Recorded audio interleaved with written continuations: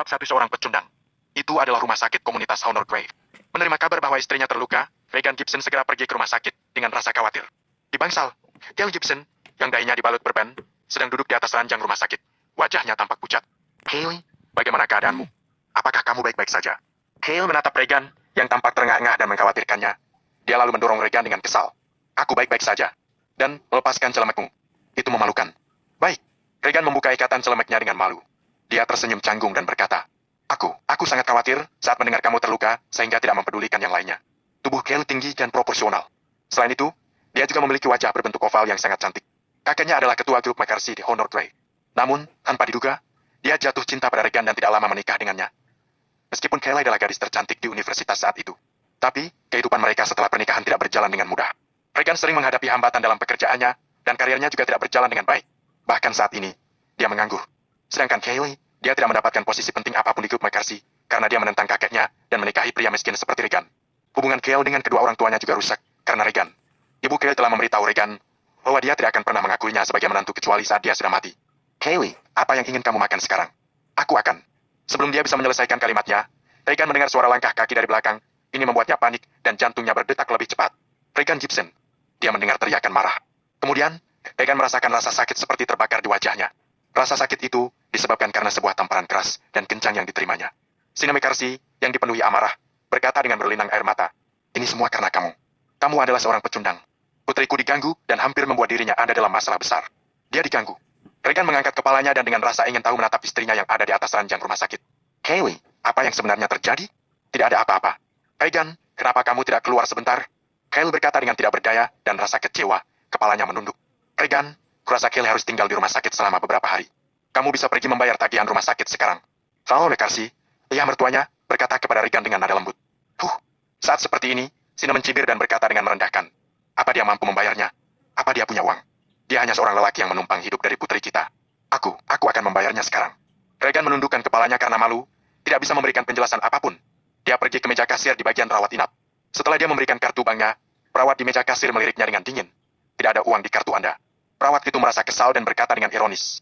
Tolong tunggu sebentar. Regan tersenyum canggung. Kemudian dia berbalik dan segera menghubungi teman baiknya Ethan Bennett. Dia menyalakan speaker karena aula rumah sakit yang berisik. Hei Ethan, istriku ada di rumah sakit sekarang. Aku kekurangan sedikit uang, bisakah kamu?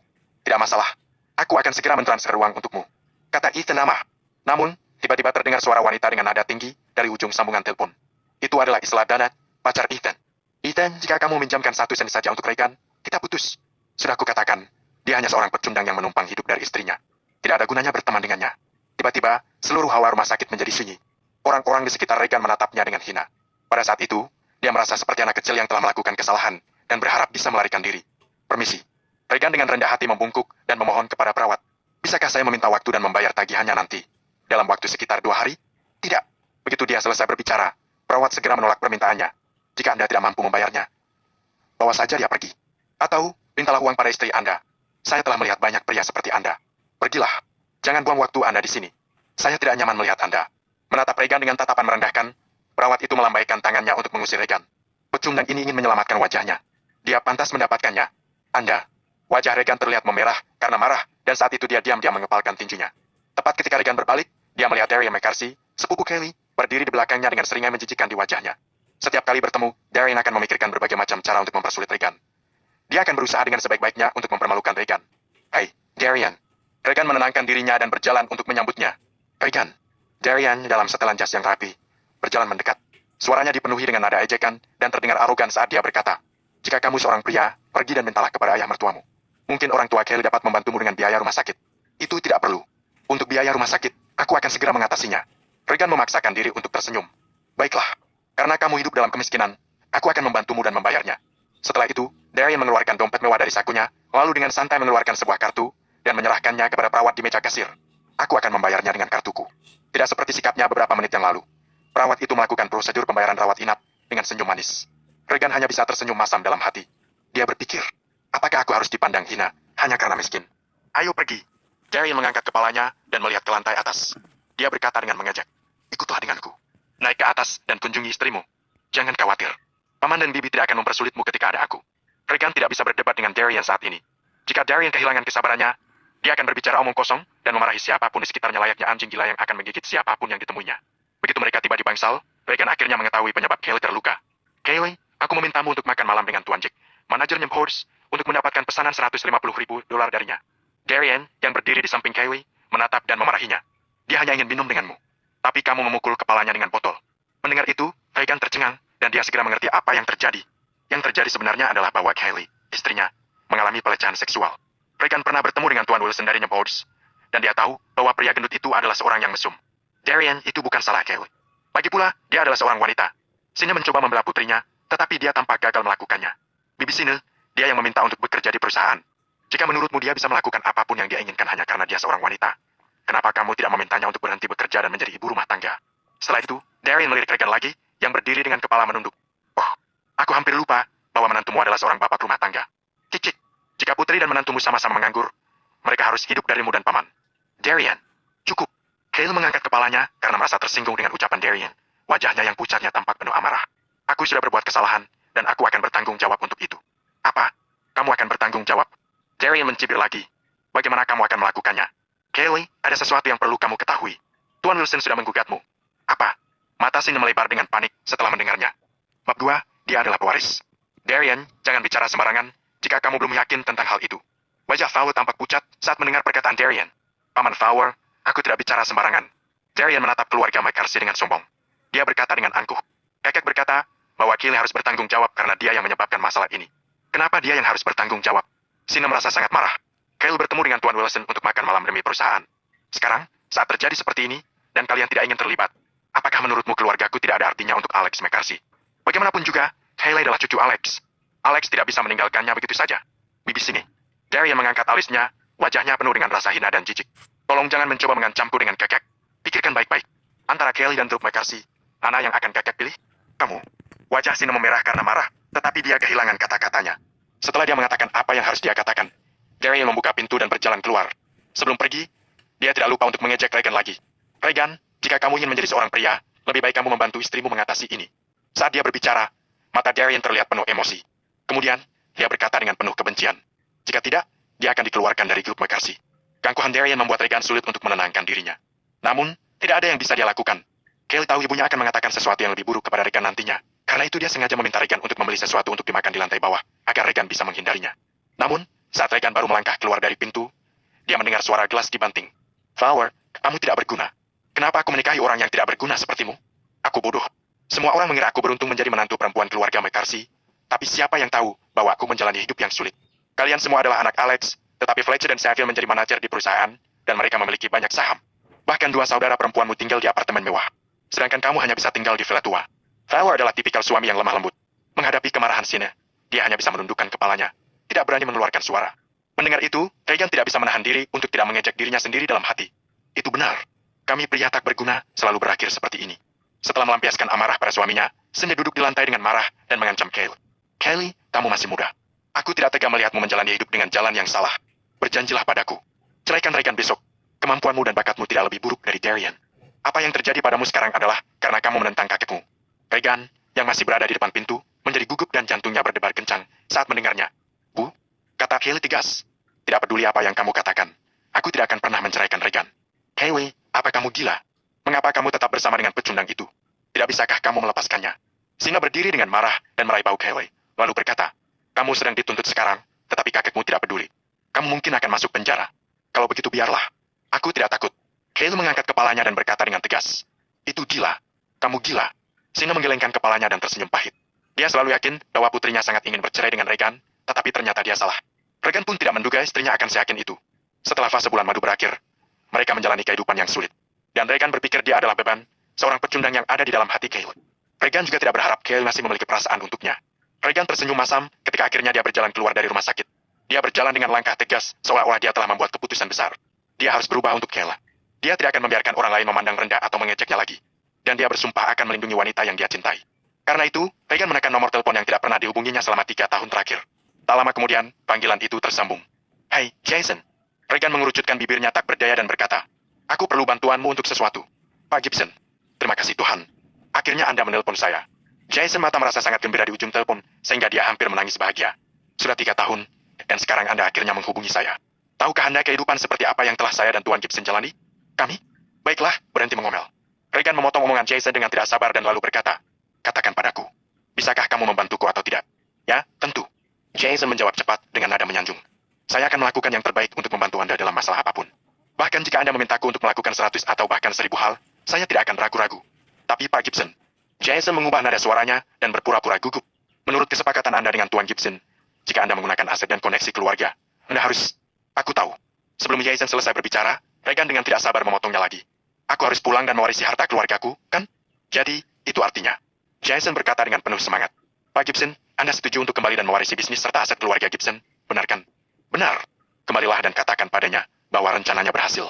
Regan melanjutkan dengan enggan. Aku akan kembali dan mewarisinya. Pak Gibson. Pak Gibson. Jason terlalu bersemangat sehingga hampir menjatuhkan ponselnya. Di mana Anda sekarang? Saya akan mengirim mobil untuk menjemput Anda. Oh, tidak. Tetap di sana dan tunggu saya. Saya akan datang sendiri dan menjemput Anda. Kata Jason lagi. Tidak apa-apa, Jason. Kata Regan tenang. Kamu mengenalku dengan baik sejak aku masih kecil. Selama aku membuat janji, aku pasti akan menepatinya. Jadi, jangan khawatir. Aku tidak akan melarikan diri. Ya, Anda benar, Pak Gibson. Kata Jason berkata sambil tersenyum saat mendengarnya. Mengapa Anda tidak datang ke perusahaan? Mari kita bertemu dan membicarakan detailnya. Baiklah, aku akan ke sana sendiri. Setelah mengatakan itu, Regan menutup teleponnya. Mengangkat kepalanya untuk melihat awan di langit, Regan tidak bisa menahan dirinya untuk tersenyum pahit. Sekarang, sudah waktunya untuk memberitahu mereka yang sebenarnya. Kenyataannya, Regan bukanlah seorang pecundang yang tidak punya uang, dan hidupnya tidak berhasil. Sebaliknya, dia adalah pewaris keluarga super kaya yang memiliki lebih dari miliaran aset.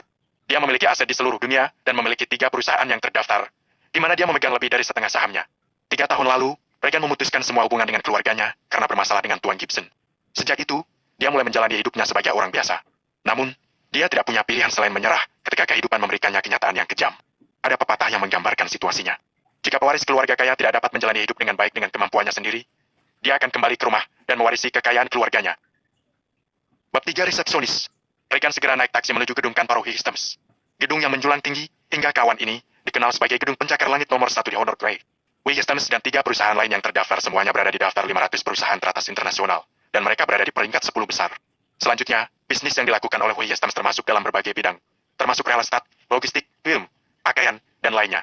Keluarga Gibson memiliki atau berinvestasi di sebagian besar perusahaan terkemuka di bidangnya. Singkatnya, keluarga ini kaya. Begitu Regan memasuki lobi kantor, dia melihat seseorang yang tidak asing untuknya. Itu adalah Ethan. Dia adalah sahabat Regan selama bertahun-tahun. Setelah mereka berdua berhenti dari pekerjaan mereka sebelumnya, Ethan bergabung dengan perusahaan pengiriman makanan dan menjadi kurir. Regan baru saja akan memanggilnya ketika dia melihat seorang wanita menggunakan setelan hitam menegur Ethan. Kamu telah mengacaukan pesananku, dan kamu berani meminta nilai bintang 5 dariku. Aku pasti akan membuat surat keluhan untukmu. Resepsionis itu bernama Valerie Humber. Dia memiliki tubuh yang seksi dan proporsional yang akan membangkitkan gairah para pria. Tapi, ketika Regan melihat wajah galaknya, dia tidak bisa menahan diri untuk tidak mengerutkan kening. Wanita ini gila, dan sikapnya membuat dia jadi tidak menarik. Maafkan aku. Ethan menundukkan kepalanya seperti anak kecil yang baru saja membuat masalah. Aku tidak sengaja terjatuh saat mengantarkan makananmu. Aku tidak melakukannya dengan sengaja. Bagaimana jika seperti ini? Aku akan membayarnya. Tolong jangan buat surat keluhan tentangku, kalau tidak, kamu membayarnya. Sebelum Ethan bisa menyelesaikan kalimatnya, Tyler memelototinya dan memotong perkataannya. Lihat dirimu sendiri. Kamu sangat lusuh. Apakah kamu terlihat seperti bisa membayarnya? Kamu bahkan tidak pantas untuk memberiku ganti rugi. Biarkan aku memberitahumu, aku telah melihat banyak pecundang sepertimu. Berhenti bertingkah menyedihkan di sini. Kamu bilang kamu jatuh saat perjalanan ke sini. Apa kamu pikir, aku akan mempercayamu? Pergilah ke neraka. Dasar bajingan. Regan melihat ada darah di celana Ethan. Sepertinya dia jatuh dan melukai dirinya. Begini, Tyler menyilangkan tangannya. Dia mengangkat alisnya dan mencibir. Kamu ingin meminta maaf padaku, kan? Aku akan memberimu sebuah kesempatan. Selama kamu berlutut dan meminta maaf padaku dengan hormat, ku akan melepaskanmu. Regan tidak tahan lagi. Itu sudah keterlaluan. Pasti ada yang tidak beres dengan wanita ini. Dia hanya suka membuat keributan. Dia bukan siapa-siapa di sini dan tidak lebih hanya seorang pengawal. Ethan, jangan lakukan itu. Pada saat itu juga, Regan segera bergegas dan menarik Ethan ke belakangnya. Regan, apa yang kamu lakukan di sini? Saat Ethan melihat Regan tiba-tiba muncul, matanya melebar karena terkejut. Aku akan memberitahumu nanti. Sekarang, kamu harus pergi ke rumah sakit dan obati lukamu. Aku akan menangani masalah ini. Ethan merasa Regan yang ada di depannya saat ini berbeda dari sebelumnya. Dia tampak percaya diri.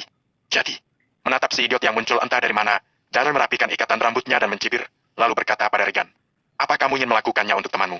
Baik, jika kamu akan melakukannya, kamu harus berlutut 2 kali. Aku akan melakukannya sendiri. Aku akan bertanggung jawab atas kesalahanku. Temanku tidak ada hubungannya dengan ini. Saat selesai mengatakan itu, Ethan bersiap untuk berlutut. Namun, pada saat itu, Regan tiba-tiba mengambil paket makanan dan melemparkannya ke Valerie. Beraninya kamu melemparkan itu padaku. Valor panik dan menghentakkan sepatu hak tingginya dengan marah. Sekarang aku yang harus bertanggung jawab. Regan membantu Ethan berdiri dan mendorongnya ke pintu. Dia berbisik, pergilah jika kamu masih menganggapku sebagai sahabatmu. Regan hampir mendorong Ethan ke sepeda motornya dan memaksanya pergi. Kamu kurir sialan, jangan pergi. Valor mengambil beberapa tisu dari meja resepsionis dan menyeka setelannya dengan jijik. Aku belum selesai denganmu. Kamu harus ganti rugi pakaian dan sepatuku. Ganti 2 kali lipat. Melihat Valor yang berani dan begitu agresif, walaupun hanya seorang resepsionis, Regan berpikir mungkin ada yang salah dengan manajemen Jason. Dia pasti akan berbicara dengan Jason tentang hal ini ketika dia naik nanti. Nona, lupakan masalah ganti rugi saat ini. Kita akan membicarakannya nanti. Saat Regan berbicara, dia bersiap untuk masuk. Namun, dia dihentikan lagi oleh Valor. Kamu kurir sialan. Beraninya kamu menerobos masuk ke perusahaan kami. Apakah kamu tidak tahu malu? Diana berpikir bahwa orang ini adalah seseorang yang bodoh. Regan memutar matanya dan berkata dengan dingin. Aku bukan seorang kurir. Aku di sini untuk bertemu Jason Mata. Jason Mata. Tepat pada saat itu, seorang manajer departemen kebetulan berjalan masuk dari luar. Mendengar apa yang Regan katakan, dia tidak bisa menahan diri untuk tidak mengejek. Apakah kamu berkata bahwa kamu ingin bertemu dengan cewek kami? Tio. Regan tercengang. Dia ingat bahwa Jason adalah pelayan dan sekretaris Tuan Gibson. Kapan dia menjadi seorang cewek? Tidak heran sekarang Jason berani bernegosiasi dengannya melalui telepon. Itu karena dia telah naik jabatan. Dasar bajingan tua. Karena saat ini kamu adalah CEO, tidak mungkin bagiku untuk mewarisi bisnis keluargaku. Setelah menyelesaikan masalah Kelly, aku akan kembali ke hidup normalku. Pikir Regan. Tuan Carter, orang ini idiot. Abaikan saja dia. Valerie, yang berada di sisi lainnya, dengan sengaja berkata, seperti itu di depan Carter. Saya akan menelpon dan menyuruh seseorang mengusirnya sekarang. Kamu bahkan tidak tahu siapa CEO kami. Kata Tuan Carter sopan, tapi sarkas. Siapa yang kamu coba tipu di sini?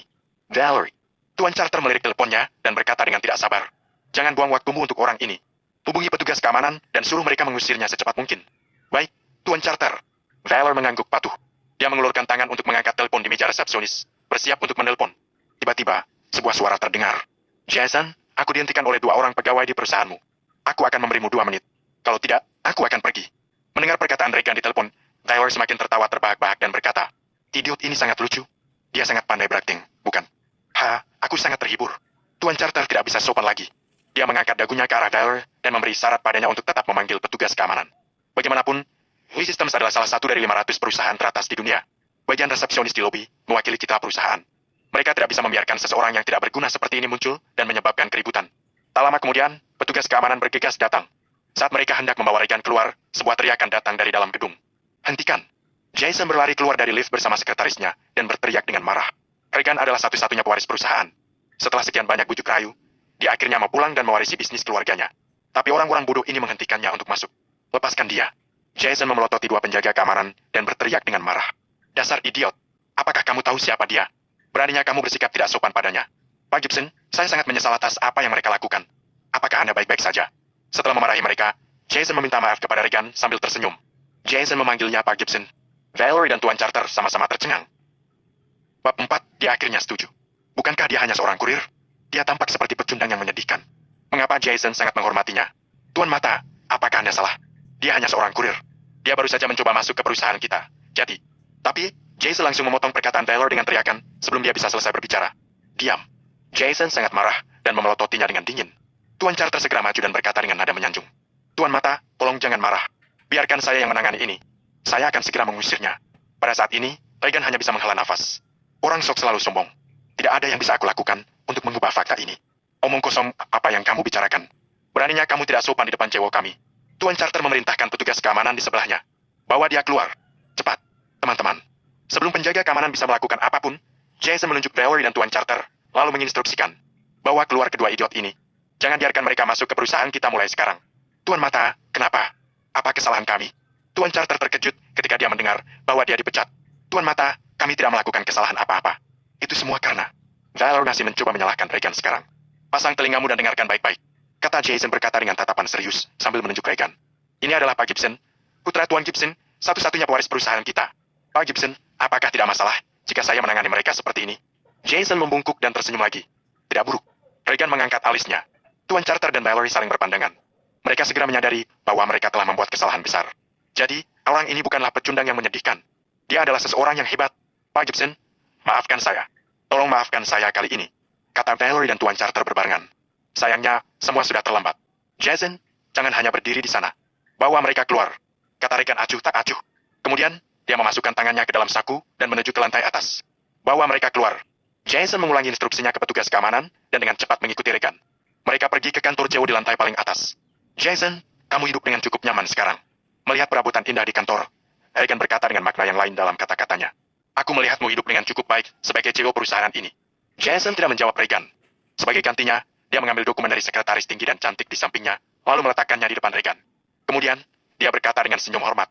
Pak Gibson, tolong tanda tangan dengan nama Anda di dokumen ini. Tanda tangan dengan namaku. Regan menggaruk bagian belakang kepalanya, mendorong dokumen itu ke samping, dan pura-pura bingung. Dokumen apa yang harus aku tanda tangani? Aku datang ke sini untuk meminta bantuanmu, selama kamu. Tidak, saya tidak akan membantu Anda kecuali Anda menandatangani dokumen ini. Kata Jason sambil meletakkan dokumen itu di atas meja.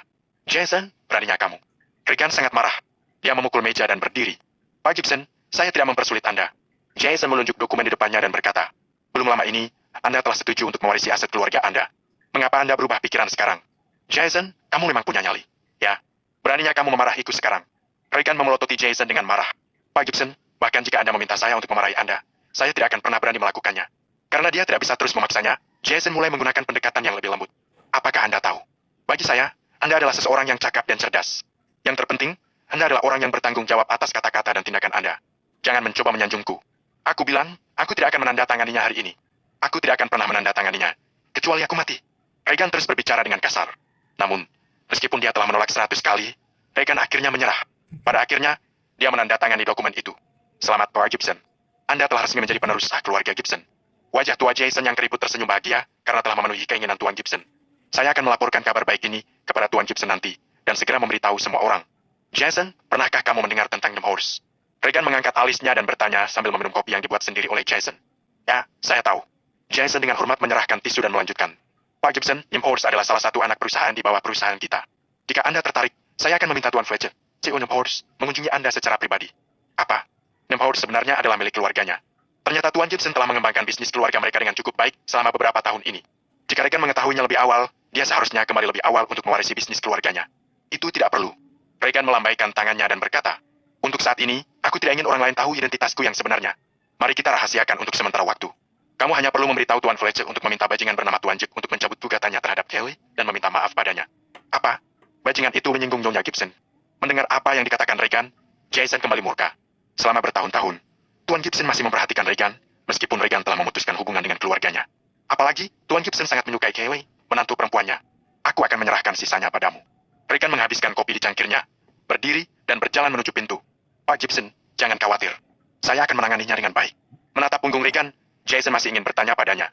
Dia berteriak, kapan Anda akan kembali ke rumah untuk mengunjungi Tuan Gibson? Kita lihat saja nanti. Regan dengan santai melambaikan tangannya tanpa menoleh. Begitu Regan pergi, Jason segera menelpon Tuan Gibson dengan bersemangat. Halo, Tuan Gibson. Kabar baik.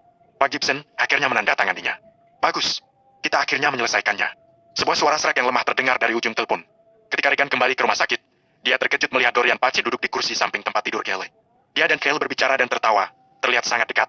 Dorian adalah teman sekelasnya saat universitas, dan dia selalu menyukai Kelly. Sejak Regan menikahi Kelly, dia menjadi duri dalam daging bagi Dorian. Setelah Dorian lulus, dia membuka perusahaan kebudayaan dengan dana yang diberikan oleh ayahnya.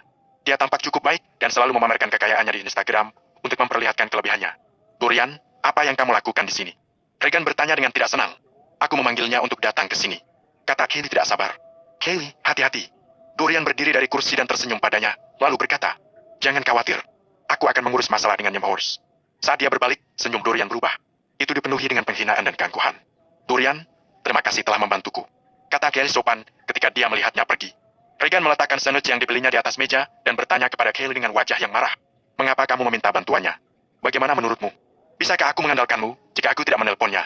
Kelly tersenyum pahit ketika dia menatap Regan dan berkata, apakah kamu bisa mengatasinya?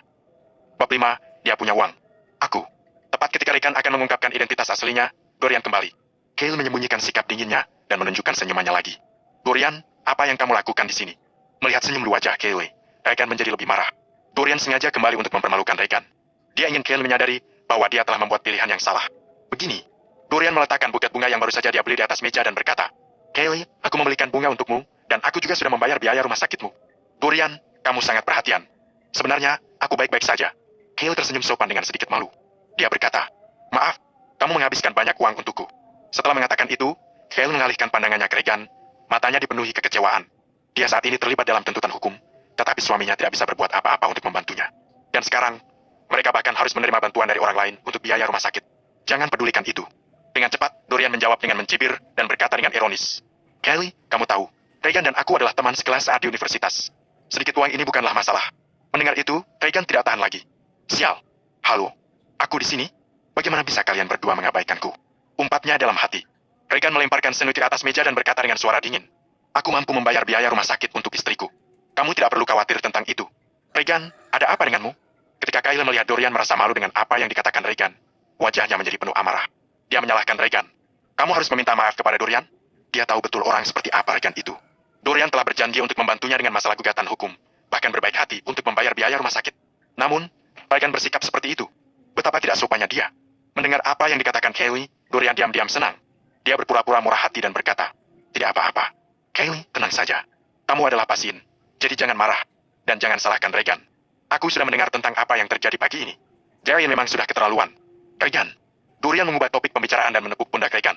Tidak masalah, jika kamu gagal meminjam uang. Kamu dapat mengandalkanku. Aku adalah teman sekelasmu. Katakan saja, berapa banyak yang kamu butuhkan. Dibandingkan dengan kemurahan hati Dorian, Regan tampak tidak dapat diandalkan dan sikapnya tidak sopan. Setelah mendengar apa yang dikatakan Dorian, Kyle merasa semakin kecewa dengan Regan. Regan mengepalkan tangannya erat-erat, berharap bisa meninju wajah munafik Dorian. Bukankah ini hanya masalah uang? Apa menurutmu aku tidak memilikinya? Regan dengan dingin menepis tangan Dorian dari pundaknya. Saat dia mendengarnya, senyum kemenangan di wajah Dorian langsung hilang. Dia tampak canggung, seolah-olah dia baru saja makan kotoran. Kemudian, Regan mengambil tas ranselnya dan membukanya. Beberapa tumpukan uang tunai berwarna-warni ada di depan mereka. Kenyataannya, Kyle adalah orang yang paling terkejut. Dia penasaran, bagaimana Regan mendapat begitu banyak uang dan dari mana asalnya. Terlebih lagi, sejauh yang dia tahu, teman Regan satu pun tidak mungkin meminjamkan begitu banyak uang sekaligus. Kamu baru saja membayar biaya rumah sakit untuk seminggu, kan? Saat Regan berbicara, dia mengeluarkan setumpuk uang dari ranselnya. Aku akan memberimu $4.000, termasuk biaya untuk buket bunga yang kamu berikan. Sekarang ambil uangnya dan pergi dari sini. Dorian, yang ingin melihat Regan mempermalukan dirinya sendiri, tidak menyangka bahwa dirinya yang akan dipermalukan. Regan, kamu cukup murah hati. Dorian tidak mengambil uangnya. Sebagai gantinya, dia terus berspekulasi. Sejak kapan kamu mempunyai teman yang begitu murah hati? Mengapa kamu tidak memperkenalkannya padaku suatu hari nanti? Itu bukan urusanmu. Ambil saja uangnya dan pergi dari sini. Regan melemparkan uang itu dengan perasaan tidak senang dan menunjuk ke arah pintu. Cukup, Regan. Kyle merasa malu ketika dia berkata, Dorian membantuku menyelesaikan gugatan dengan Horse. Bisakah kamu berhenti bersikap konyol? Kau pikir aku bersikap konyol? Regan mencibir dengan marah ketika dia berkata, Kelly, mengapa orang ini sangat ingin membantumu? Apakah kamu sama sekali tidak tahu apa niatnya? Bahkan, Hale cukup kaget dengan perilaku Regan yang tidak normal hari ini. Terlebih lagi, Regan berdebat dengannya di depan orang lain. Hale bahkan merasa lebih canggung. Kamu, omong kosong, apa yang kamu bicarakan? Air mata menggenang di mata Hale. Dia benar-benar kecewa dengan Regan. Melihat ekspresi sedih Kelly, Regan tidak tega untuk terus berdebat dengannya. Berhenti melihat kami. Ambil uangnya dan pergi sekarang. Regan memberikan $4.000 ke tangan Dorian dan mendorongnya dengan paksa keluar dari bangsal. Pintu ditutup dengan suara kencang. Kelly terisak pelan. Regan menyadari apa yang dia katakan tadi agak sedikit kasar. Dia menundukkan kepalanya dan berkata dengan suara pelan. Maaf, berhentilah menangis. Kelly, bagaimana kalau kamu bangun dan habiskan sandwichmu? Biarkan aku bertanya padamu. Dari siapa kamu meminjam uang ini? Kelly menyeka air mata di wajahnya dan bertanya dengan dingin. Itu hanya seorang teman. Regan merasa ini bukan waktu yang tepat untuk mengatakan yang sebenarnya. Ketika dia meninggalkan Wisdoms, Jason mengembalikan semua kartu banknya miliknya. Dia pergi ke bank dan mengambil 20.000 dari salah satu kartu sebagai uang untuk pegangan. Namun, Kyle sama sekali tidak tahu bahwa suaminya yang terlihat tidak berguna sekarang adalah pewaris kerajaan bisnis besar yang bernilai lebih dari miliaran dolar. Dia memiliki kekuatan yang luar biasa, sehingga satu pendapat darinya dapat mempengaruhi sebagian besar perusahaannya. Dari teman yang mana kamu meminjamnya? Kyle terus bertanya. Ethan. Karena dia meninggalkan kekayaannya, Regan hanya memiliki satu teman baik, dan itu adalah Ethan. Ethan hanya bekerja sebagai kurir. Bagaimana dia punya cukup uang untuk meminjamkanmu? Kyle percaya bahwa Regan tidak mengatakan yang sebenarnya. Dia menggelengkan kepalanya dengan kecewa dan berkata, Regan, bahkan jika kamu tidak mampu, kamu tidak dapat meminjam uang dari rentenir di belakangku dan berpura-pura menjadi kaya. Apakah kamu tahu apa konsekuensi yang akan terjadi? Mendengar apa yang Kelly katakan, Regan juga menjadi marah dan berkata, Kelly, aku dapat menjamin bahwa uang ini tidak ada hubungannya dengan rentenir. Mengapa kamu tidak bisa mempercayaiku? Kamu tidak punya pekerjaan atau teman? Kelly juga menjadi gelisah karena hal ini. Dia melanjutkan, kamu bahkan mendapatkan $500 dariku sebagai uang saku setiap bulan. Sekarang kamu tiba-tiba mempunyai uang dalam jumlah besar. Bagaimana aku bisa percaya padamu? Regan, bisakah kamu berhenti melakukan hal konyol dan menjadi tidak berguna? Lakukanlah sesuatu yang membuatku bangga di depan keluargaku. Air mata kembali menggenang di matanya. Dulu, Regan adalah seseorang yang sangat bersemangat ketika masih menjadi mahasiswa di universitas. Tapi sekarang, dia telah menjadi pria yang tidak berguna, yang hanya bisa hidup dari istrinya. Aku tahu apa yang aku lakukan. Regan meninggalkan uang di ranselnya untuk Kelly dan kemudian berjalan keluar dengan frustasi. Kemiskinannya membuat orang-orang di sekitarnya meremehkan Regan. Setiap hari, Mertuanya terus memaksa Kale untuk menceraikannya. Dan Kale direndahkan dalam keluarga Gibson karena pernikahan mereka. Saat Regan merasa tertekan, dia menelpon Ethan, teman baiknya, bermaksud untuk menanyakan lukanya. Namun, dia mendengar Ethan menangis begitu telepon tersambung. Ethan, ada masalah apa? Bab 6 membeli perusahaan. Aku hanya seorang pecundang sialan. Ethan terisak sambil bergumam. Tapi Regan tidak bisa mengerti sama sekali apa yang dikatakan oleh Ethan. Ethan, kamu di mana? Aku akan datang sekarang. Setelah mendengar bahwa sepertinya ada yang salah dengan Ethan, Regan merasa khawatir dia akan melakukan sesuatu yang bodoh. Mengikuti lokasi yang Ethan kirimkan kepadanya, Regan segera tiba di Warsaw Square. Ethan sedang duduk di tangga dengan kaleng bir berserakan di sekelilingnya. Sepertinya dia sudah minum cukup banyak. Regan, aku sangat senang kamu akhirnya datang. Ethan setengah mabuk. Matanya merah karena menangis. Dikatakan bahwa pria tidak akan menangis kecuali sesuatu yang besar terjadi pada mereka. Ketika Regan melihat kondisi Ethan depresi seperti itu, dia tahu sesuatu yang besar pasti telah terjadi. Regan, aku benar-benar pengecut. Saat dia berbicara, Ethan menampar wajahnya sendiri. Melihat ini, Regan meraih tangan Ethan dan berkata dengan sungguh-sungguh. Hei kawan, katakan padaku apa yang sebenarnya terjadi. Aku akan membantumu. Kamu. Ethan berhenti sejenak, lalu dengan cepat menggelengkan kepalanya dan berkata, lupakan saja. Kita bukan tandingannya. Aku hanya akan menerimanya jika dia selingkuh dariku. Selingkuh darimu. Setelah mendengar kata-kata itu, Regan langsung teringat Isla, pacar Ethan. Apa maksudmu Isla? Ternyata Ethan tidak sengaja bertemu dengan pacarnya yang sedang check-in di motel Maria Heritage bersama mantan bosnya, Karen Muscle, saat dia mengantarkan makanan ke sana hari ini. Aku sangat marah hingga aku ingin memukul bajingan itu. Tetapi kemudian, aku sadar bahwa aku bahkan tidak akan mampu membayar biaya pengobatan jika aku melukainya. Aku hanya seorang kurir. Bagaimana Regan bisa diam saja saat sahabatnya dipermalukan seperti ini? Dia menarik Ethan dari lantai dan berkata dengan tenang, aku akan mengantarmu pulang sekarang. Serahkan sisanya padaku. Aku akan menanganinya. Kamu akan menanganinya. Ethan, yang sedang sangat mabuk, menggelengkan kepalanya dan menepuk bahu Regan. Temanku, kamu sedang mengalami kesulitan sendiri, dan kamu bahkan tidak bisa melindungi dirimu sendiri. Jangan khawatir. Serahkan saja padaku. Setelah mengantar Ethan pulang ke rumah, Regan menuju motel Maria Heritage. Tok-tok. Pintu kamar tahun 21, Giga segera terbuka. Tidak bisakah kamu menunggu sebentar? Isla mengenakan pakaian tidur warna hitam dan riasan tebal. Rambutnya terdiri. Ada beberapa bekas siuman di lehernya yang cukup menarik perhatian. Mata Isla tiba-tiba melebar karena terkejut dan marah begitu dia melihat Regan di pintu. Regan? Seperti yang Ethan katakan, Isla memang selingkuh. Dia telah tidur dengan bajingan tua ini di belakang Ethan. Isla, siapa itu? Seorang pria gemuk mengenakan jubah mandi longgar berjalan mendekat, mengeluh dengan suara kasar. Layanan kamar sialan apa ini? Kamu berani mengganggu kami? Ah, jadi itu kamu, Nak. Aaron mencibir dan kemudian memeluk Isla di sebelahnya dengan sengaja. Matanya dipenuhi dengan penghinaan ketika dia berkata, Regan, apakah kamu di sini karena ingin menghentikan kami untuk temanmu Ethan? Aaron adalah bos Regan dan Ethan di perusahaan teknologi tempat mereka dulu bekerja. Dia picik dan licik. Aaron, kamu tidur dengan pacar Ethan tanpa memberitahunya terlebih dahulu. Kamu tidak berpikir bahwa kamu tidak sopan. Regan menatap Isla yang tampak acak-acakan, matanya dipenuhi dengan penghinaan. Apakah kamu mengatakan bahwa aku tidak sopan? Aaron mengulurkan tangannya dan menunjuk dada Regan dengan kasar, lalu berkata, kamu pikir kamu ini siapa? Kamu dan Ethan, yang satu hidup dari istrinya dan yang lain mengantarkan makanan kemana-mana seperti anjing liar. Biarkan aku memberitahumu, bahkan jika aku memberitahunya, dia tidak bisa menghentikanku untuk tidak tidur dengan Isla. Tahukah kamu kenapa? Karena aku punya uang dan kekuasaan. Aaron pernah bekerja dengan grup McCarthy dan berinteraksi dengan Kale sebelumnya. Dia sudah lama memperhatikan Kale. Namun, wanita muda yang cantik itu telah menikah dengan seorang pecundang seperti Regan. Sayang sekali. Ethan hanya seorang kurir rendahan, sementara aku adalah pemilik properti bernilai jutaan. Bagaimana dia bisa dibandingkan denganku? Di masa lalu, ketika Regan dan Ethan adalah karyawan di perusahaannya, Aaron sering memarahi mereka dengan kasar. Tapi mereka bertahan untuk mencari nafkah. Namun, semuanya berbeda sekarang. Regan telah mewarisi bisnis keluarganya. Seseorang dengan aset senilai hanya beberapa juta berani bersikap seperti itu di depannya. Pergilah. Jangan tinggal di sini dan merusak suasana hatiku. Setelah mengatakan itu, Aaron merangkul Isla dan berjalan masuk. Saat pintu akan ditutup, Isla menatap Regan. Isla, ayolah, sayang. Aku sudah tidak sabar lagi. Mendengar suara menjijikan yang datang dari dalam, Regan yang sedang dipenuhi amarah, segera menelpon Jason. Regan berjalan ke lift dan berkata dengan dingin. Jason, aku ingin menjadi bos Ask Intelligence dalam 10 menit. Bisakah kamu melakukannya? Tidak masalah, Pak Gibson. Jawab Jason sambil tersenyum. 5 menit kemudian, telepon Regan berdering lagi.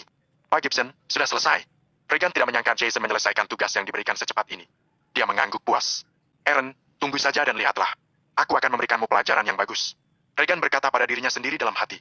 Aaron, yang sedang bersenang-senang dengan Isla di kamar hotel, segera menerima telepon. Halo, Tuan Esad. Ada apa? Segeralah kembali ke kantor. Ayo bersiap-siap menyambut bos baru kita. Bos baru kita. Mendengar itu, Karen tercengang. Baru saja, seseorang membayar 10 juta dan membeli Ask Intelligence. Kata Tuan Isaac kepadanya. Aku juga dalam perjalanan ke sana sekarang. Kamu harus pergi sekarang. Baiklah, aku mengerti. Setelah menutup telepon, Karen dengan cepat berpakaian dan kembali ke kantor. Tepat ketika karpet merah telah dibentangkan, Regan dan Ethan tiba di depan pintu dengan sepeda motor yang biasa digunakan untuk mengirimkan makanan, meninggalkan bekas yang mencolok di atasnya. Regan,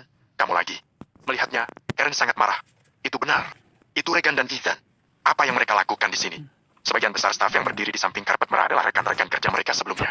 Ini melebihi dugaanku. Mereka berdua terlihat sangat menyedihkan sekarang. Mereka mencari nafkah dengan mengantarkan makanan. Tepat sekali. Ini aku, bajingan. Regan berkata dengan percaya diri saat dia turun dari sepeda motor. Regan, apa kamu cari mati? Tepat ketika Aaron hendak menyerangnya, mobil Tuan Dese tiba. Aaron, apa yang kamu lakukan? Tuan Isaac bertanya dengan wajah penuh marah dan bergegas turun dari mobilnya. Tuan Dese, saya akan menyingkirkan orang-orang yang tidak diinginkan ini untuk menyambut bos baru kita. Aaron langsung mengubah ekspresinya dan berkata sambil tersenyum. Regan, pergi dari sini. Cepat. Dan dia menunjuk karpet merah yang telah dikinjak oleh Regan dan Ethan. Lalu berkata, kamu telah merusaknya, kamu lebih baik membayar $2.000 untuk itu. Kalau tidak, aku tidak akan melepaskan kalian berdua. Tunggu dan lihat saja. Namun, apa yang terjadi selanjutnya mengejutkan semua orang. Pak Gibson, maaf membuatmu menunggu. Tuan Dese menundukkan kepalanya, membungkuk, dan berkata sambil tersenyum. Pak Gibson, mengapa Tuan Isaac memanggil Regan seperti itu? Dan mengapa dia begitu menghormatinya? Apa yang sedang terjadi? Tidak hanya Karen yang terkejut, tetapi Ethan juga terkejut. Tuan Dese. Regan mendengus dan berkata, sepertinya orang-orang ini meragukan identitas saya. Dalam hal ini, saya pikir Anda harus menjelaskannya. Siapa yang berani meragukan Anda? Tuan Dese memasang wajah serius dan mengumumkan. Saya katakan pada Anda semua, mulai sekarang, Pak Regan Gibson adalah bos baru ASK Intelligence. Bab 7.